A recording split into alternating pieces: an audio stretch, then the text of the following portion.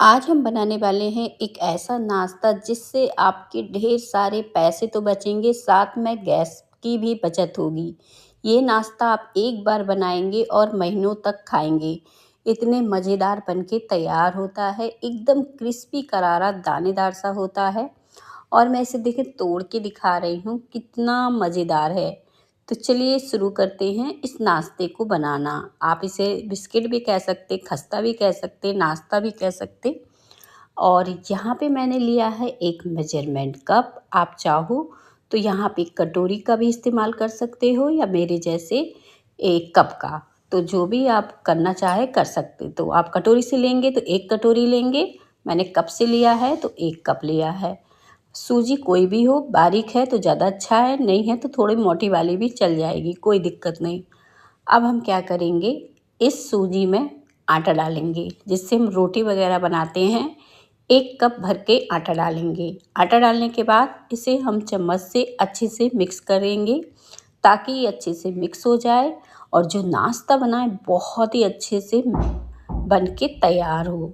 तो इसे अच्छे से मिक्स कर लेते हैं। और जैसे हमने बताया कि इसे जितना अच्छे से हम मिक्स करेंगे उतनी ही मज़ेदार खस्ता करारा सा हमारा नाश्ता बन के तैयार होगा। क्योंकि जब हम सूजी और आटा को मिलाते हैं तो एकदम दानेदार सा हो जाता है। आप इस आटे से ना इस तरह से मिला के रोटी पराठा भी बना सकते हैं। बहुत ही क्रिस्पी करारा सा बन के तैयार होता है। अगर कभी ट्राई करना है तो कर सकते हैं इस तरह से आटा बनाकर। तो बस इस तरह से मैंने जो आटा बनाया है सूजी और आटा डालकर, ये हमारा तैयार हो गया है नाश्ता बनाने के लिए। अब इसमें हम बाकी के इंग्रेडिएंट डालेंगे, बहुत ज़्यादा इंग्रेडिएंट नहीं लगते हैं, सिर्फ घर के ही सामान से बना है। तो यहाँ पे जिस कप से हमने सूजी ली थी उसी का आधे कप हमने चीनी ली है, यानी आधे कप चीनी का हमें इस्तेमाल करना है। और चीनी डालने के बाद हमें इसे अच्छे से मिक्स करना है। यहाँ पे आपको चीनी वगैरह पीसने की भी ज़रूरत नहीं है, बहुत ही सिंपल तरीका है। साथ में आप चाहो तो इलायची का पाउडर डाल सकते हो इस तरह से। अब ये इलायची का पाउडर डाल दिया। साथ में आपको डालना है 2 चम्मच घी। आप डालडा से भी बना सकते हो, लेकिन घी का अपना फ्लेवर होता है, बहुत ही टेस्टी करारा सा ये बनके तैयार होता है। तो मैंने यहाँ पे घी का इस्तेमाल किया है और 2 चम्मच भरकर डाला है। इससे ज़्यादा घी इसमें नहीं लगता। अब मैं आगे बताऊँगी कि ज़्यादा घी इसमें क्यों नहीं लगता, क्योंकि कई चीज़ों में बहुत ज़्यादा हमें घी डालना पड़ता है और एकदम मुट्ठी बांधने तक डालना पड़ता है। तो ऐसा कुछ भी नहीं है इसमें।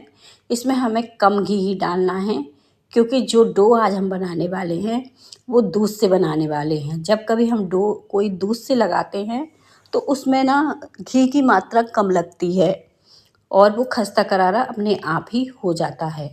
अब हमने घी को अच्छे से मिला लेना है और देखिए कुछ इस तरह से दानेदार सा ये घी का मोयम लग के हो जाएगा। अब देखिए इसको हम मुट्ठी में बांध रहे हैं तो ये बंध नहीं रहा है।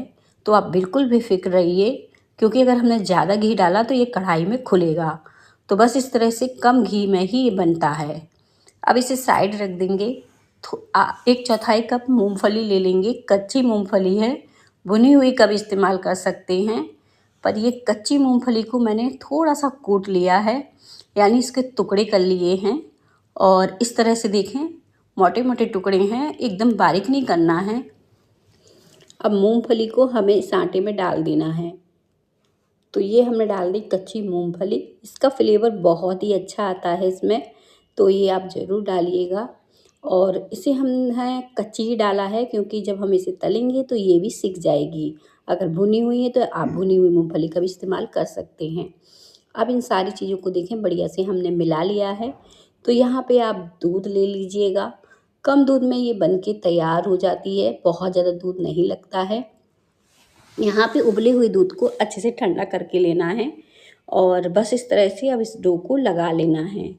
अगर आप पूरी मात्रा दूध की नहीं करना चाहते हैं तो आधा दूध आधा पानी भी डाल सकते हैं, यानी दूध में पानी मिक्स करके इस डो को भी लगा सकते हैं। लेकिन कोशिश करिएगा दूध से लगा लीजिएगा, क्योंकि बहुत ही कम दूध में ये डो लग के तैयार हो जाता है। क्योंकि इसमें चीनी पड़ी है तो चीनी के कारण जो है ये डो में दूध ज़्यादा नहीं लगता है।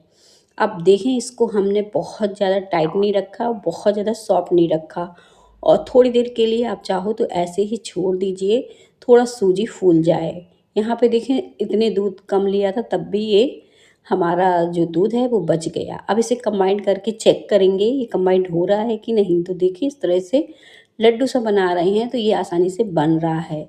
अंदर हम इसे तोड़ रहे हैं तो ये बहुत ही दानेदार सा बन के तैयार हुआ है। अब थोड़ी देर ऐसे ही छोड़ने के बाद हम इसे निकाल लेंगे, और देखें, इसे हमें ज़्यादा मसलना नहीं है क्योंकि इसे हमें चिकना नहीं करना है। इसी तरह से इसे जालीदार बढ़िया से बना के तैयार करना है। एक चम्मच की सहायता से जितना मतलब छोटा बड़ा आप नाश्ता बनाना चाहते हैं उस तरह इसके पीसेस कट कर लीजिए, कुछ इस तरह से जैसे मैंने किए हैं। और देखिए, इस तरह से मैंने इसकी लोइयाँ जो हैं कट कर ली हैं। छोटी बड़ी लोई आप अपने हिसाब से बना सकते हो। अगर आपको बहुत बड़े साइज़ का बनाना है तो बड़े साइज़ का भी बना सकते हो इस नाश्ते को।